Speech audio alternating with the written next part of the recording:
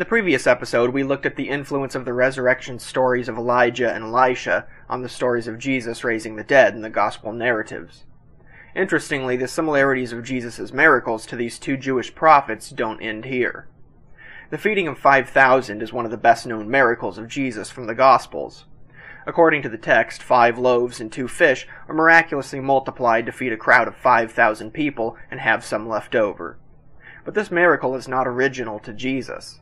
In 2 Kings 4:42-44, we find Elisha multiplying 20 loaves of bread to feed 100 people, with some left over.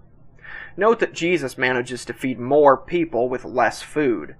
Part of the intent behind this may have been to show that Jesus was a figure more powerful than even a great prophet like Elisha. The influence becomes clearer in John's Gospel, where instead of the disciples providing generic loaves of bread, as in Mark's version of the story, we read of a boy who provides Jesus with barley loaves. Contrast this to the boy servant of Elisha who provides him with barley loaves, and then note the identical Greek words between John and the Septuagint translation of 2 Kings 4.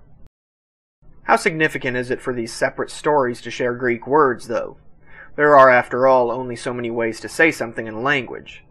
Yet such an objection doesn't fly in this case.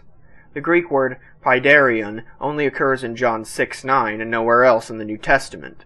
Words like pais and padion are what are commonly used for boy or servant in the New Testament. The Greek word krithinos for barley also only occurs in John 6 for the story of Jesus feeding the multitude. To say that these have no relation to the same exact words found in 2 Kings 4, where another story of feeding a multitude is told, is nothing short of plugging your ears to preserve your faith. It's interesting to observe just how much of Elisha seems to have gone into Jesus in the Gospels. Elijah turns things over to Elisha at the Jordan River. John the Baptist turned things over to Jesus at the Jordan. As a brief side note, John the Baptist is actually even identified as Elijah, or being under the spirit of Elijah, according to Matthew 11:13-14. Elisha heals a leper, Jesus heals a leper. Both defy gravity, Elisha by making an axe head float on water, Jesus by walking on water. Both have a disciple who is punished for betrayal.